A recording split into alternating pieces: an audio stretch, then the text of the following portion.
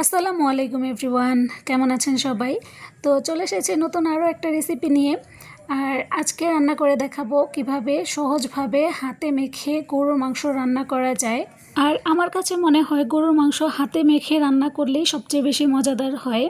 তো আমি এখানে 1.5 কেজি পরিমাণ গরুর মাংস নিয়েছি। মাংসটা ভালো করে ধুয়ে ছেঁকে নিয়েছি। তো এবার একে একে মশলাগুলো দিয়ে দিব। প্রথমেই আমি বাটা মশলাগুলো অ্যাড করছি। এখানে আমি 3-4 চামচ আদা রসুন পেস্ট দিয়ে দিচ্ছি।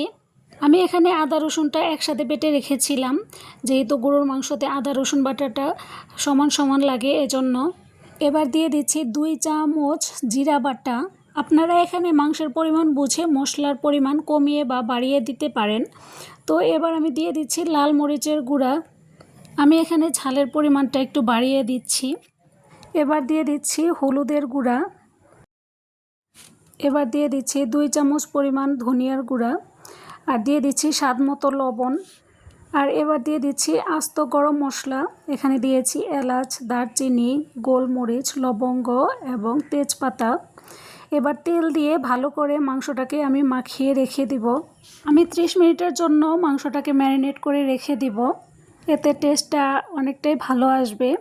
তো আমি এখানে পেঁয়াজ কুচি দিতে ভুলে গিয়েছিলাম, তো পেঁয়াজ কুচি দিয়ে আরও ভালো করে মিশিয়ে নিচ্ছি। এবার ঢাকনা দিয়ে কিছুক্ষণ ঢেকে রেখে দিব। এবার চুলায় আমি একটা হাঁড়ি বসিয়ে দিয়েছি আর দিয়ে দিচ্ছি কিছুটা তেল।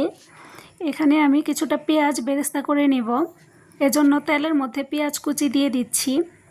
এখানে পেঁয়াজটা ভাজা হলে মাংসগুলোকে দিয়ে দিব।